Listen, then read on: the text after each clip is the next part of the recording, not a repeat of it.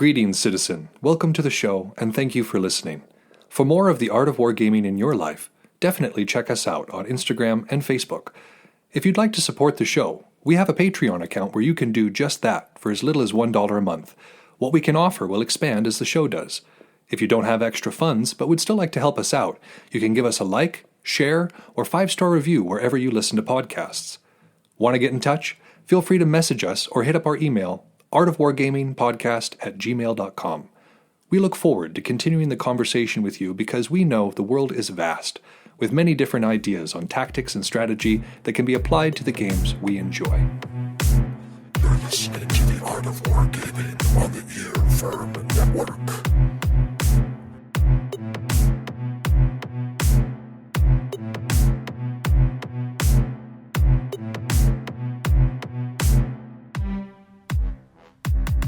Welcome to the Art of Wargaming on the Earworm Network. I am Yaga Malark. Today we're going to be taking a quick break from our usual programming of doing some Napoleon and analyze a little bit of 10th with my buddy Todo. He and I are going to play a game together and kind of give our thoughts afterwards with this new 10th edition, which I'm very much looking forward to, by the way. My cursory reading of the rules and kind of my understanding as it is now, it makes me hopeful for it. You know, I'm all for simplifying stuff. Not making it simple, as they've said, but simplifying something so that it's more accessible to more people and a little bit easier to use. So I'm looking forward to it. I think it'll be a good little time to test out the new rule set. But a small housekeeping thing. You may have noticed that our production schedule has gotten a little wonky recently. That we haven't been publishing exactly on Sundays, and this happens. If you've been following the show for a while, you'll know that it happens every summer because we get busy, as I'm sure you get busy. The summertime is a good time to be out doing things and doing wargaming and campaigning or preparing for. So I'm much like the rest of you and enjoying my summer. So we're going to try to get this out as close to as on schedule as possible. But with all the stuff going on, like vacations and Chaos Wars happening at the end of the month here, which I am so stoked for. I am ready for some Chaos Wars action. I haven't been in a while, and I have some folks who are making it possible for me to go. So we'll get some good coverage and some good interviews in there as well. So. But yeah, apart from that, I just wanted to let you all know that I'm still thinking about you. We're still chugging right along, just a little bit of irregularity until the beautiful weather starts to subside a little bit. So I can't think of anything. Cassius, can you think of anything else? Yeah, I can't either. So without further ado, let's check out this 10th edition.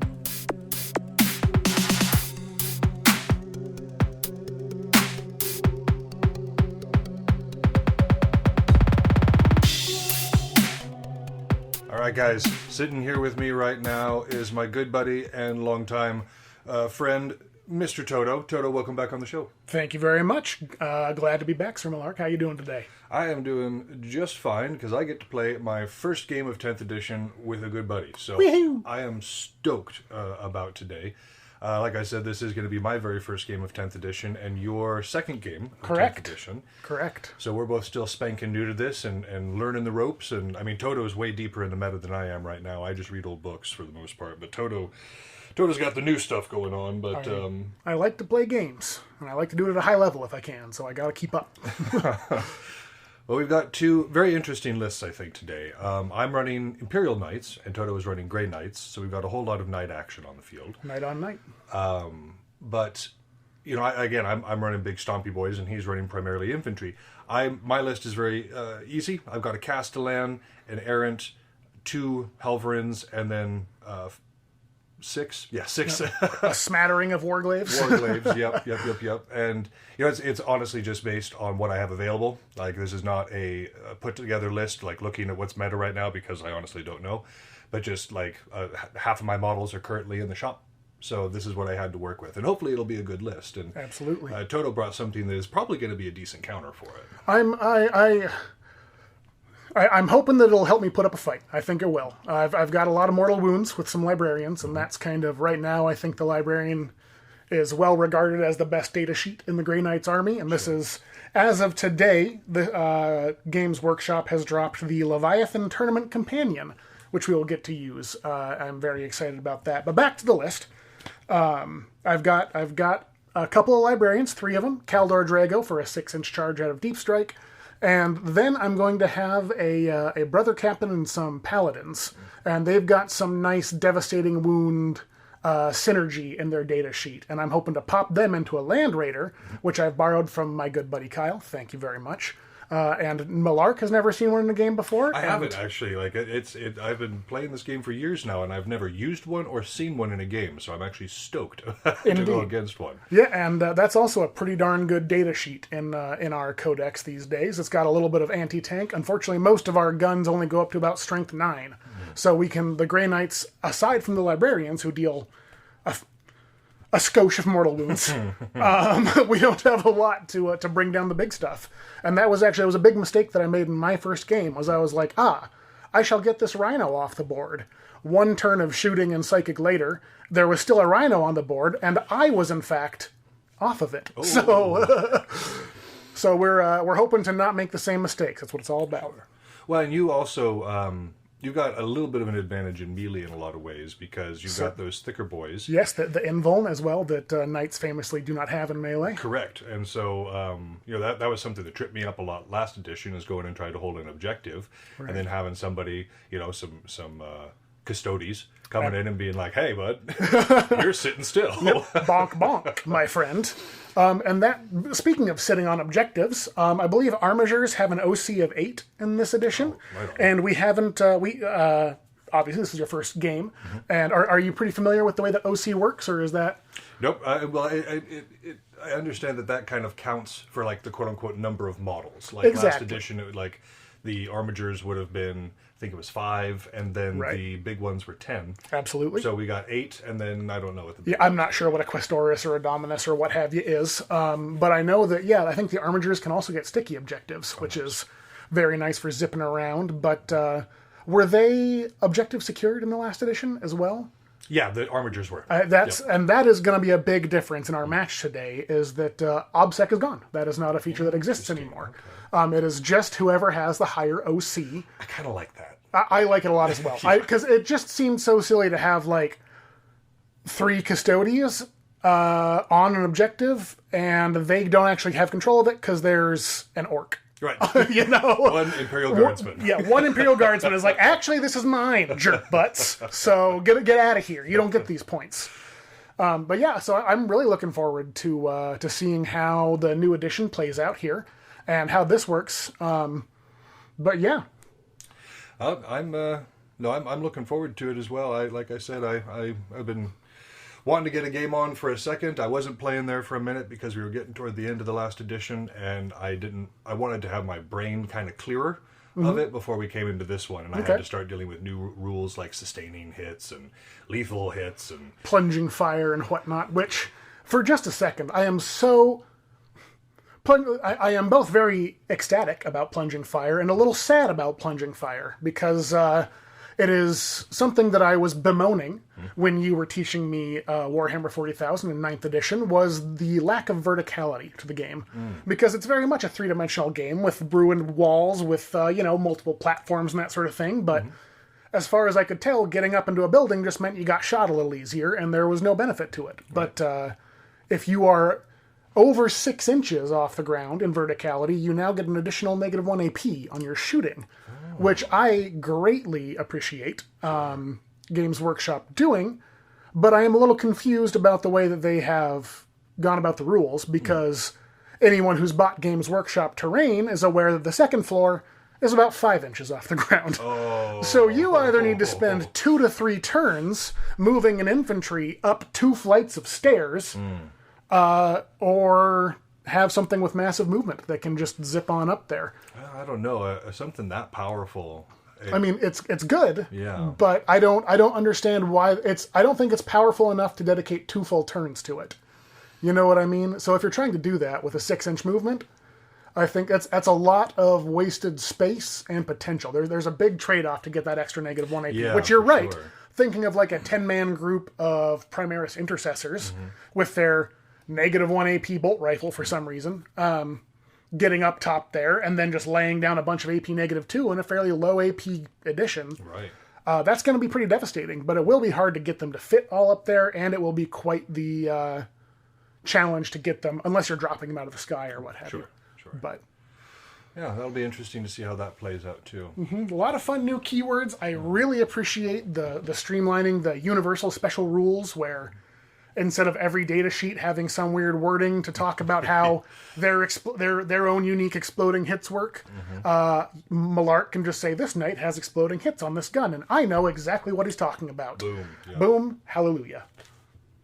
Yeah, you don't have to be intimately familiar with each army to understand what each, like if you go up against a new army and they're sitting there talking to you and you're like, I'm certain that was English. Yeah, But I'm not always. I have begun, and I know I am. For those at home, I am a nerd deep down, but I am the kind of nerd who just wants to hit other nerds, and I care a lot less about painting my skin green in Belagarth or doing any funky stuff like that. And I don't read the Warhammer lore, but I have started listening to a Warhammer audiobook while I paint and while I glue my models together. And let me tell you, I understand about 30% of what is being said on any given page or chapter.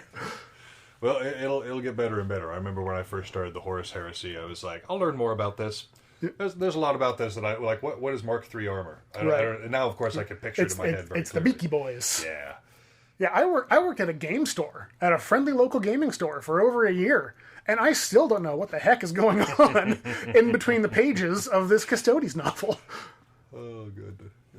Well, we can sit down and I can help you a little bit with that. Perfect, please. Well, before we get started here, I'd love to talk just a little bit about that Leviathan Absolutely. pack that you had talked about, because one of the biggest issues that I've noticed is the inconsistency between games because of terrain issues. Absolutely. And that was something that they started to figure out last edition when it came to like especially the like tournament where it was like the big block and then it was offset and everything. The area obscuring terrain type thing. Yep. Absolutely. And so I liked something like that because again, when I enter into my games with like you or Kaji or TF, we do so in good faith. Absolutely. And we're trying to build a board that is going to be fun to play on.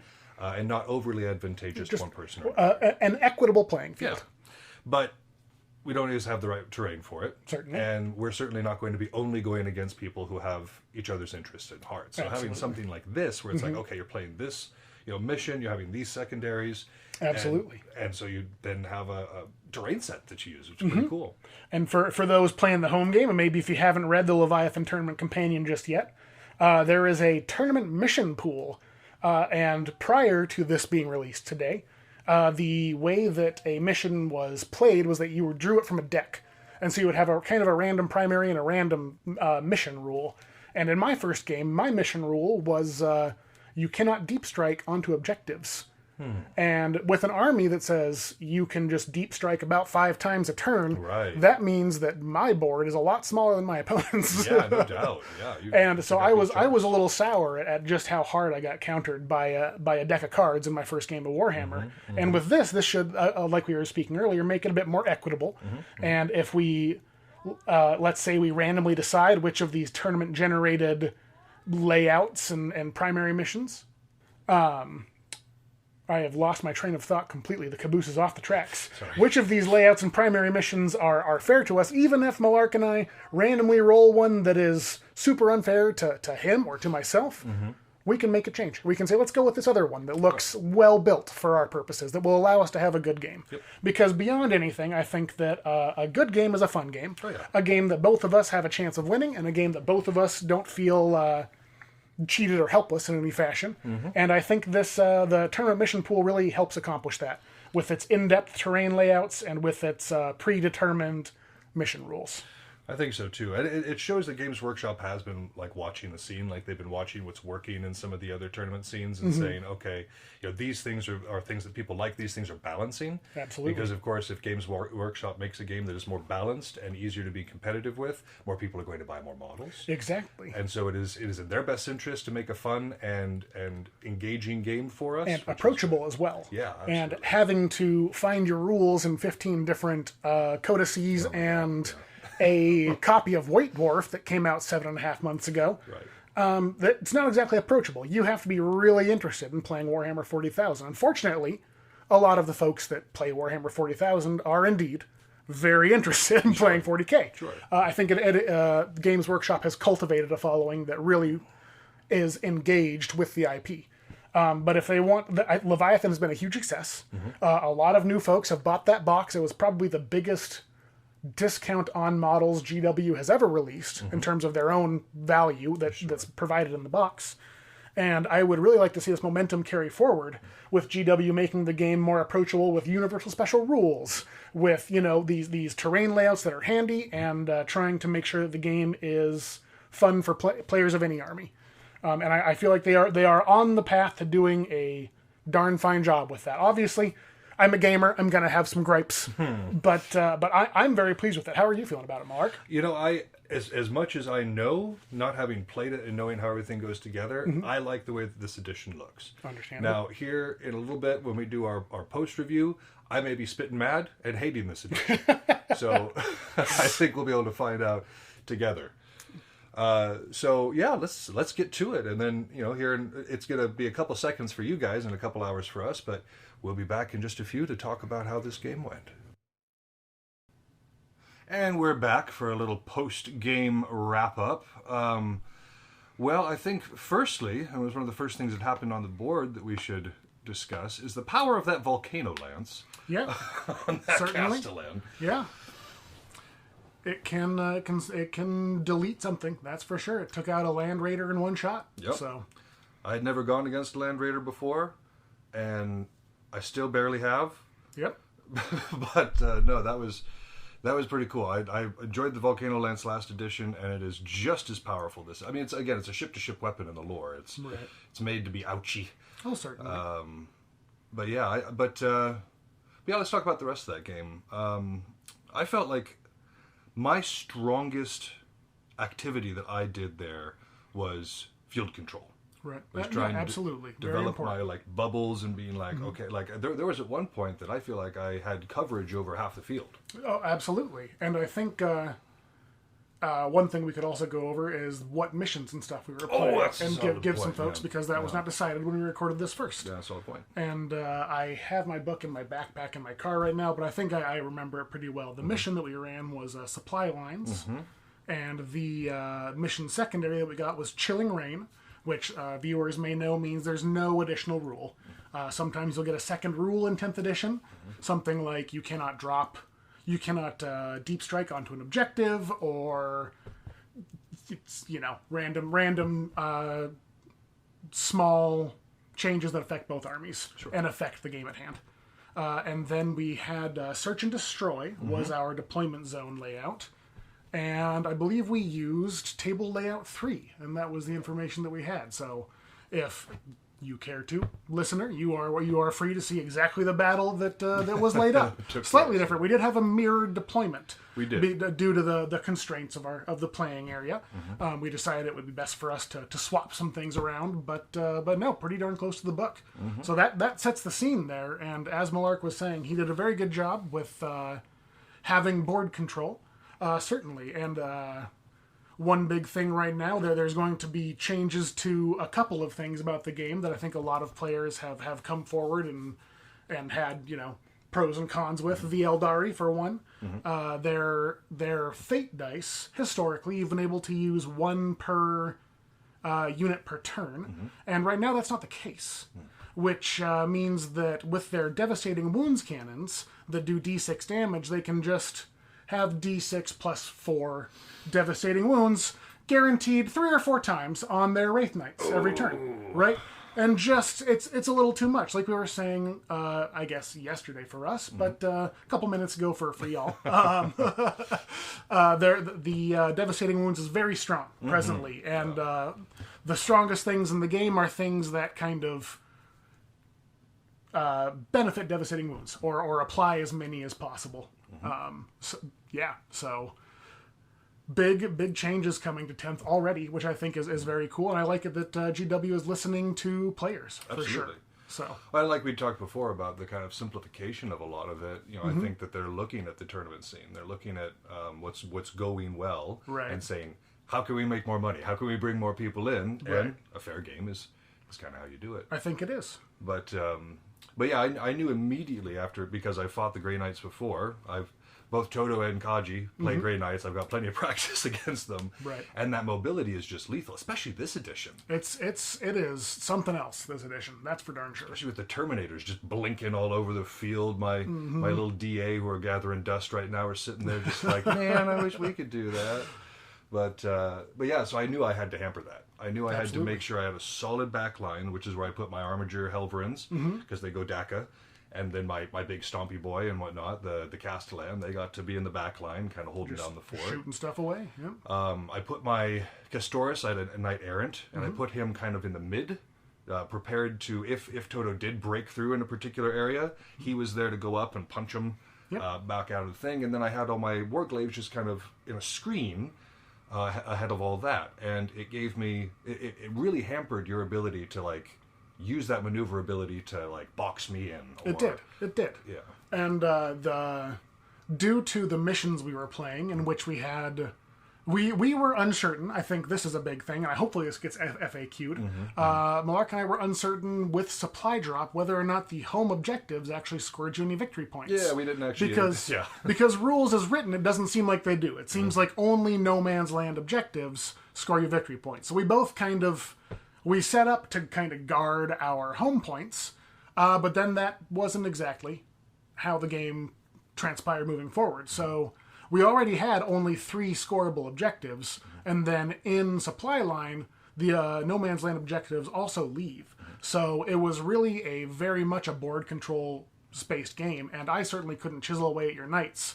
And the Omega objective, as it was called, which is the last scoring objective that will be left on the field in the game, was very close to where you spawned. Much easier for me to get. It was a hop, skip, and a jump for you, and a warp fueled blink for my Grey Knights, which was definitely, it was tough. So I feel like you screened very well. You took control of the most important objective in the game, and then you made it as hard as possible for me to move forward through your Armigers and your melee Questoris. All the while, you had your Castellan, is that what it is? In the back, that was shooting Land Raiders off the board. Well, you kept your head down for the rest of it. Like I did. I'm pretty sure I shot that one thing with the Castellan, and then he just sat there and looked mean for the rest of the game. Yes, and so it is. It was definitely. It was scary. It was scary watching that disappear like that. I was like, well, that's a bummer, and I don't want to get shot by that. So I played a very timid game, and that definitely bit me. In the end, Malark came. We ended the start of Battle Round 4, I think. Yeah. We shook hands and called it. Because we had Malark's just taken game. away the alpha objective. Yep. We had decided that, like, points wise, there was, because again, there was no way for you to get at that Omega objective. There was no way. There was no way for me to get to the last scoreable objective unless I walked upfield and slaughtered about 10 knights to do so, which I don't think my boys were going to do, as they had been kind of getting picked off a bit. And of course, this was both of our first games of 10th. It was our first introduction to the battle sheets, the abilities, and toughness and strength. Yep, and we both made misplays. We both got rules wrong. We both forgot abilities. At the start of the game, I don't think Malark knew about the feel no pain that I the knights did, have. but I completely forgot about it. Oh, fair enough. Right up until I went back and looked at it, and was like, oh yeah, that's a Got a that. thing. And I definitely misplayed a few of my units as well. Yeah, the paladins particularly. Wasn't Yes, it? it was the paladins in particular, and I even built my list wrong. I included the wrong model in my list, and so my combo that I was like, let's go, we're gonna combo, and then I was like looking at my data sheets after charging a knight, like, wait a minute, this was a worse idea than it was 5 minutes ago. And so yeah, that was definitely some learning for both of us, for sure. But beyond just the single game, how did you feel about 10th? I honestly really like it. I feel like it's a lot more streamlined, for one thing. Like, once we actually got into the rhythm, and like we had smoothed out what the different like core words were, because again, like you had said, like having the special rules like all condensed. So nice. Oh, fantastic. Such easy communication, and that's what this is, a game about communication. Yep. Right? And so making it as simple as possible to inform my buddy Malark, who hasn't played against Grey Knights in 10th edition, what my guns do is it has devastating wounds and it has rapid fire. Boom. Bada boom, bada bing. It knows everything. So much easier than 9th. It's a blessing. Not to interrupt. No. Yeah, it's an excellent point. But no, I liked that aspect of it. I enjoyed the fact, like, I mean, it's a toss-up for me because, again, one of the joys of playing a Psycho army, as I'm sure you're aware, is being able to find those different little spell combinations, or I'm sorry, power combinations. Indeed. That make up a really nasty play. And with the limitations that are imposed, because, like, it's a model that has a power. Right. Like, it's not like we get to go through and choose powers. Yeah, the powers are attached to the data sheets of the units these days. That means that it's just so much faster. It is. It's like, you know what, I know that librarian has this ability. It will always have this ability. And so even just looking at things, it makes you go way faster. Having the psychic phase and the other phases combined, I think works really well, because then you have the psychic weapon being traded as like a weapon. Absolutely. And you still have like the ability to manifest certain powers and whatnot. Like there was one of your librarians that did Vortex of Doom. All three of them did that. So you still have the ability to have that flexibility and be able to do some cool powers while still having some sort of solid framework to build upon. Because again, like as we got on, like we weren't losing a whole lot of units. Certainly not. Because again, you were playing really defensive, staying out of the way of my big stompy guy. Yep. And I was not coming after you. I think that was Certainly the other good thing I did this game, is that I was was patient. Very smart of you, because I was hoping to goad you several times in the game into a more forward spot that would allow me to Get behind me. drop down and put in as many mortal wounds onto big things as I could. Sure, and yeah. you were very patient, made me come to you, and made me kind of chisel my way through the wall, which was very smart. And yeah, so kind of having all that stuff again streamlined, it just got so much faster. Absolutely. And I think that we're going to be, because I mean, even though we like to hang out and like to chit chat and that sort of thing, 9th just lent itself to longer games. It did. So even though we enjoy chit chatting and hanging out, there's a solid possibility that we might be able to get in 2 games when we hang out. Which I would love. Same. So by and large, I really have no complaints with 10th. I'm really digging it. I know that we had a back and forth on towering. Absolutely. And as a guy who benefits from towering, I might not be the best one to ask about it. Yeah, there's a lot of... There's interesting thing to point out about towering is that even in Games Workshop's battle reports, they're not mentioning anything, but they are boarding up all of their windows and their terrain so that towering can't see through everything. They are effectively nullifying their own towering keyword in their own battle reports because it's a little scary right now, I think. And I think a lot of folks think it's a little scary, and it definitely lent itself to my inability to move forward, because if it can remove if any unit of mine can be removed in a single shooting phase by a number of guns, it is definitely hard to go across a board with little to no cover, for sure. So that makes a lot of sense. So, I mean, like you said, for balance issues, it'll probably be FAQ'd. I'll whine so. for I about hope 0.5 seconds before I get over it. And, Absolutely. and we'll move forward. And what I really hope is that they find something equitable. Yeah. Because I think that there is certainly a unique and thematic and fluffy aspect to the size of the models. A tiny goblin should kind of probably feel like a tiny goblin in the game. And a massive mech knight with 1 billion pounds of guns on it should probably feel like a massive mech knight with 1 billion pounds of guns on it. Right. And I think that what I really want, and I herfed out a balancing idea that I later heard that day on Auspex Tactics. And I felt a little proud. I was like, oh, I guess maybe that's not a terrible idea. And that was have towering work the way it does right now, but to shoot through a building to hit a unit, a target, have a -1 to hit. Have, some sort of so something. fine with that. Right? I'd be so fine with I think, and a lot of folks are also saying that towering as a keyword should be higher costed. It should just, if a Castellan has towering, that keyword alone should be worth like 100 points, something like that. And then that should jump up pretty highly respectively. So it is undoubtedly a powering ability, much like the Fate dice for the Eldari. Sure. But I think there are ways that it can be tuned that will leave everyone happy. And that's what I think everyone hopes Games Workshop lands on. And even I do. Again, it's nice to have an advantage, but what I really want is a game where I can bring the army I want to the table, my friend can bring the army they want to the table, and we can have a good game regardless. And no one stomps their feet and goes, I'm playing the knights, like I do. So most people do. It is rare that I have a friend who doesn't. TF figured out a all Melta list that was like, come at me, bro. And that was an awful list to go up and against. that's the nature of knights. They are themselves a skew list. There is no way to build the knights presently that isn't a bunch of tanks. Right. And so I can build a tank killer list and I can win the game, but that's not very fun for you. Right. But if I bring an all-comer list, it's going to be a struggle, right? Because it's just a bunch of tank in my face.